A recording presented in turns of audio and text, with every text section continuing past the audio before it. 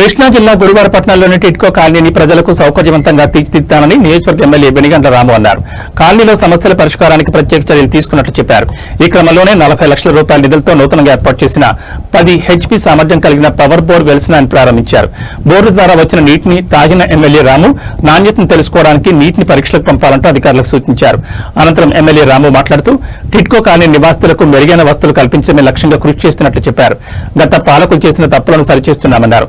కనీస వసతులు కూడా లేకుండా లబ్ధిదారులకు ఫ్లాట్లను అప్పగించడంతో వాళ్లు నానా అవస్థలు పడాల్సి వస్తుందని తెలిపారు.